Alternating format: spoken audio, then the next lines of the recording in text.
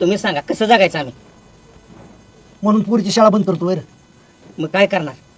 शाळा तर बंद करावंच लागेल, पण दोनाचा 4 हात बी करावं लागतील बघा. सांजबा, पोरीचं खेळायचं बागडायचं वय आहे, लग्नाचं वय आहे का?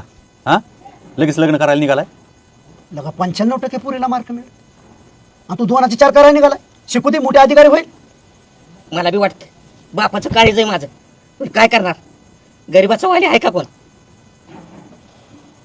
तो आला रस्त्याने टाप देतोय, मग तू रडत आली माघारी. आजची तर दगड बिगड घेऊन डोक्यात घालायला नव्हता होय. असं नसतं बाळा, जो गरीब होऊन जगल ना त्याला माणूस जगून देत नाही, ध्यानात ठेवायचं. जसाच तसं वागलं पाहिजे. वाघिणी सारख्या पुरी द्या हा, आणि तुम्ही रडत बसायचं घरात नाही. मला सांग, प्रत्येक वेळी तुझा बाप तुझ्याबरोबर येणार आहे का? यातलं कोण वाचा येणार आहे का? कर लक्षात असू दे, कारण समाज हा मुलींच्या वाईट डोळा ठेवतो, ध्यानात ठेवायचं. चांगल्या नजरेने बघत नाही. आता त्या संप्याला लाज वाटायला पाहिजे.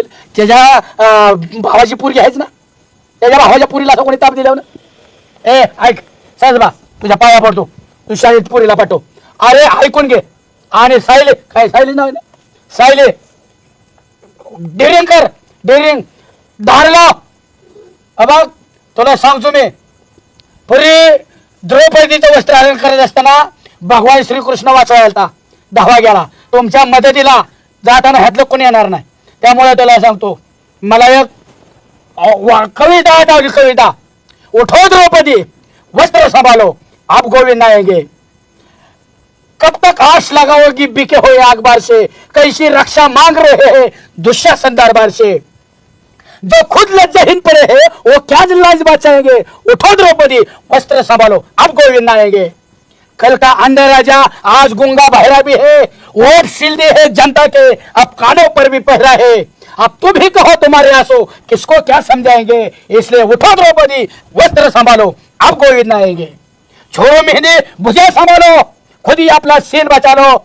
दूध भी चाहे बैठे शकोनी, हस्तक सब बिक जाएंगे. इसलिए उठो द्रौपदी वस्त्र संभालो, अब गोविंद आएंगे. उन्हें मदतीला वाचवायला येईल याची अपेक्षा करू नको. हे जर समजलं नसलं, सोप्या भाषेत सांगतो, तुमच्या मदतीला देव सुद्धा येणार नाही. तुम्ही स्वतः देव व्हा. अरे हैवानाचा नाश करायचा असेल ना, हात पाय गळटून चालणार नाही. आदिशक्ती स्त्रीमध्ये. अहो मला पण त्या पुरीशिवाय कोणाचा आधार आहे?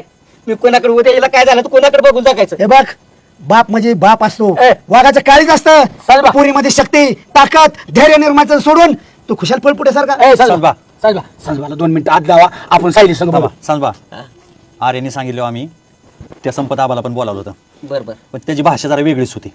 आणि काय होतं, आपण जर समाजाला घाबरत राहिलो ना तर समाज आपल्यावरती चाल करत असतो.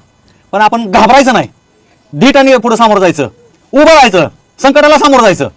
तो आम्हाला उलट पालट बोललाय, मग आमच्या लक्षात आलं ह्याच्या नादी लागून चालणार नाही.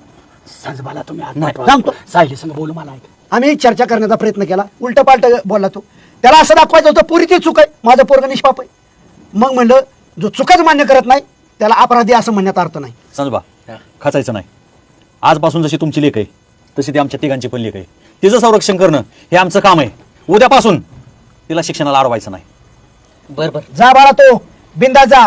हे असे नराधम पावला पावलाला दिसणार आहेत. मग तुम्ही जर माघार घेतली तर त्यांचं धाडस वाढणार आहे. सांजबा, हात पाय गाळू नको. बरोबर. पोरीला शाळेत लाव, जबाबदारी आमची.